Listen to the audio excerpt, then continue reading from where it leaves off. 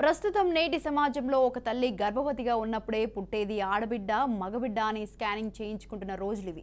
కొందరు ఆడపిల్లకు జన్మనిస్తే ఆ బిడ్డను చెత్త కుప్పల్లో లేదా రోడ్డు పక్కన ముళ్ళ పొదల్లో వదిలేస్తున్న సంఘటనలు తరచూ మనం చూస్తున్నాం. అటువంటి సమాజంలో తనకు పుట్టింది ఆడపిల్ల అని తెలుసుకొని అది అంగవైకల్యంతో రెండు చేతులు లేకుండా తనకు పుట్టిన బిడ్డను ఏమాత్రం నిరుత్సాహం చెందకుండా పెంచుతున్నారు నసీమా బాను. నేటి సమాజంలో అందరిలాగే తన బిడ్డను కూడా ఎంతో అల్లారు ముద్దుగా చూసుకుంటున్నారు. అమ్మాయి తల్లి ఫరీదా బానును రోజు క్రమం తప్పకుండా పాఠశాలలో వదిలి సాయంకాలం మరలా ఇంటికి తీసుకువెళ్తుంది. అందరిలాగా తన బిడ్డ బాగా చదివి మంచి ప్రయోజకురాలు కావాలని ఎంత కష్టాన్నైనా దిగమించుకొని అమ్మాయిని కంటికి రెప్పలా కాపాడుకుంటున్నారు.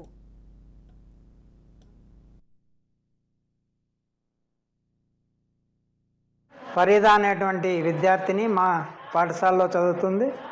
ఆ అమ్మాయికి చేతులు లేకపోయినప్పటికీ కాళ్ళతోటే మిగతా అందరు విద్యార్థుల కంటే మెరుగైనటువంటి ప్రతిభ పరీక్షల్లో కానీ నోట్స్ రాయడంలో చూపెడుతుంది. ఆ అమ్మాయి మా పాఠశాలలో చదవడం మా అదృష్టము. ఆ అమ్మాయికి చక్కటి భవిష్యత్తును ప్రసాదించాలని భగవంతుని ప్రార్థిస్తాం. ఫరీదా అనేటువంటి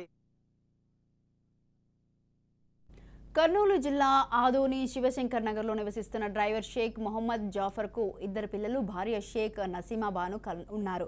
నసీమా బాను గృహిణి. ఆమెకు మొదట ఆడపిల్ల ఫరీదా బాను, అబ్బాయి Farid. Government girls high school పాఠశాలలో ఫరీదా 8వ తరగతి చదువుతుంది. ప్రధానోపాధ్యాయురాలు ఉపాధ్యాయులు మాట్లాడుతూ ఫరీదా బాను పాఠశాలలో 8వ తరగతి చదువుతోంది. అంగవైకల్యం ఉందని ఏమాత్రం నిరుత్సాహపడకుండా క్రమం తప్పకుండా స్కూల్కి వస్తుందని తెలిపారు. అందరిలాగా తరగతి గదిలో మేము చెప్పే పాఠాలు వింటూ తన 2 కాళ్లను 2 చేతులుగా మలుచుకొని కాళ్ల మధ్యలో సిరాను ఉంచి అమ్మాయి ఎంతో చక్కగా పాఠ్య పుస్తకాలలో రాసుకోవడం జరుగుతోంది.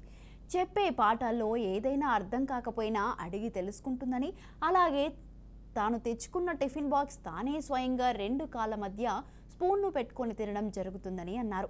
తోటి మిత్రులతో ఎంతో చక్కగా కాళ్ళతో క్యారం బోర్డును ఆడటం జరుగుతుందని, ఫరీదా బాను మంచి ప్రయోజకురాలుగా ఎదిగి పుట్టిన గడ్డకు పాఠశాలకు మంచి పేరును తీసుకువస్తుందని వారి మాటల్లో వివరించారు. అమ్మాయికు 2 చేతులు కూడా లేవు.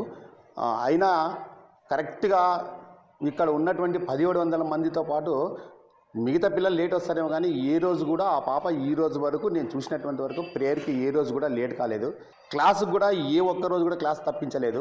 ఆమె రాసేటువంటి ప్రతి subject even Telugu, Hindi, English కాల్తోనే రాస్తుంది. కానీ హ్యాండ్ రైటింగ్ ఎట్లా ఉంటుందంటే చాలా సూపర్గా ఉంటుంది. చెయ్యితో రాస్తే కూడా రానటువంటి హ్యాండ్ రైటింగ్ ఆ పాప రాస్తుంది. ఆ దేవుడు నిజంగా అంత మంచి వరం ఇచ్చాడు. ఆ పాప మా స్కూల్లో ఉండడం మాకు చాలా అదృష్టం అని భావిస్తున్నాం మేము. అసలు చాలామంది వచ్చి చూసిపోతున్నారు ఆ పాప ఎట్లా రాస్తున్నారు, కాల్తో ఎట్లా రాస్తుంది అనేటువంటిది బయట నుంచి వచ్చి చూసిపోతున్నారు. మాకు చాలా హ్యాపీగా అనిపిస్తుంది. ఓహో, ఇట్లాంటి పాపను కూడా మేము తర్ఫీదు చేస్తున్నాం మేము అని చెప్పి.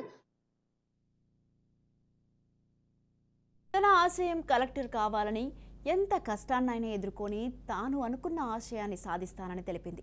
తనకు జన్మనిచ్చిన తల్లిదండ్రులకు, పాఠశాలకు మంచి పేరును తీసుకొస్తా అని ఆమె మాటల్లో వివరించింది. కలెక్టర్ కావాలన్న తన ఆశయం కోసం తాను పట్టుదలతో, ఆత్మవిశ్వాసంతో జీవితంలో ముందుకు వెళ్తానని తెలిపింది. పెద్దగైనాక ఐఏఎస్ ఆఫీసర్ కావాలని అనుకుంటున్నాను. నాకు డ్రాయింగ్ అంటే ఇష్టం. Subjects Hindi and English. 8వ తరగతి గవర్నమెంట్ గర్ల్స్ హై స్కూల్. స్కూల్లో టీచర్స్ నాకు బాగా చూసుకుంటున్నారు. ఫ్రెండ్స్ బాగా చూసుకుంటున్నారు.